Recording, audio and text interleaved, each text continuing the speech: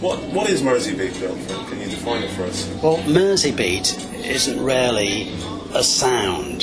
The media used to call the music coming from Merseyside the Mersey sound when it first arose, and they were referring basically to groups like the Searchers, the Beatles, Jerry and the Pacemakers, the basic lineup of four-man group doing vocal harmony with 3 guitars and drums, and that's what they referred to as the sound.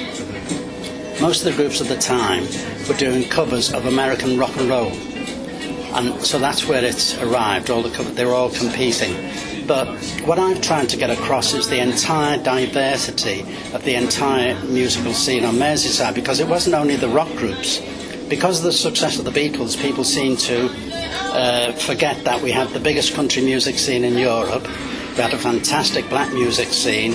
We had even the great jazz groups based in Liverpool, and we had the country music groups, Christian groups, folk groups. It was just amazing. And that's what this book is about, is it about the other groups who are around other yes, people's work? Well, it's like an overview of the entire scene, that the Beatles seem to have dominated the scene to such an extent that the media over the past 40 years has basically only been interested in the Beatles.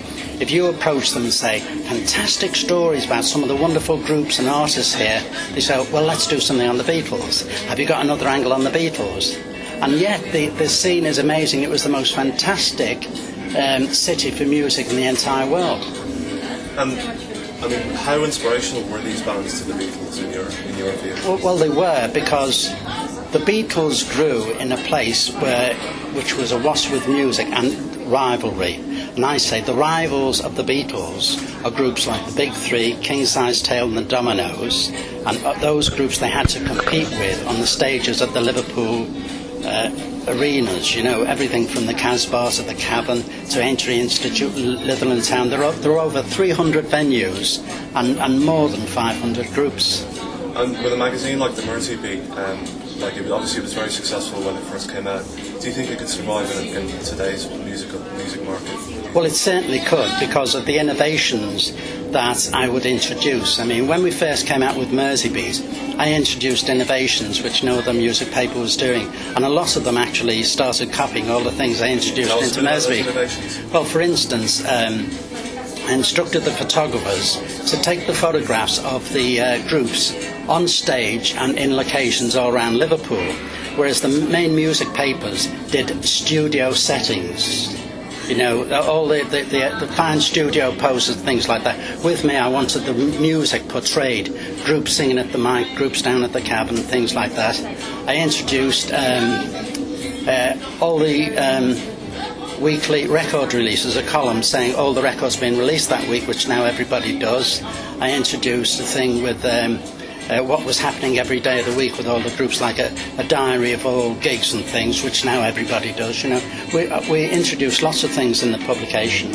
And tell us about, after the Mersey Beat, going down to London and working with some of the biggest bands of the era. What was that like? Well, yeah, it was absolutely amazing, because Virginia and I left Liverpool, where we'd been involved in the music scene 7 days a week.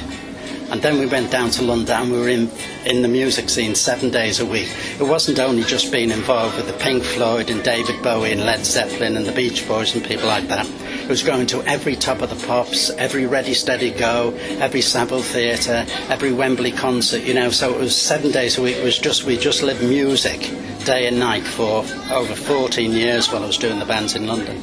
You've been working on the Mersey Beat for the Matthew Street Festival, the special editions. Yes. What else have you been up to over the last few years? Well, I've been preparing a movie, and there should be a film made within the next few years about the whole Mersey Beat scene.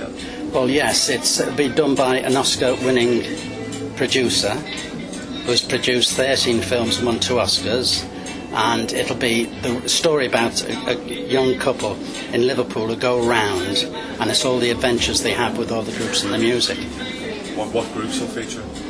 Well, it's everything from Derry Wilkie, Rory Storm and the Hurricanes, because there are great, fantastic stories, anecdotes, there's the scouse humour, there's the fun, and there's the music throughout, the things that John Lennon used to do and stuff like that, Can you tell us who the producer is? I can't at the moment because he's just taken a holiday after filming his latest film, and then we're going to have all the meetings. We want it location. I want to recreate what Liverpool was like around 61 to 65, and sort of going down the cavern, maybe handheld cameras and things like that, to recreate so all the people around the world who love the Mersey music in Japan and Australia and America, to get the essence of what it really felt like. I want to recreate what Liverpool was like then. When's it due for release? I'm hoping it'll be out in 2011, which is the 50th anniversary of Mersey Beat. Yeah.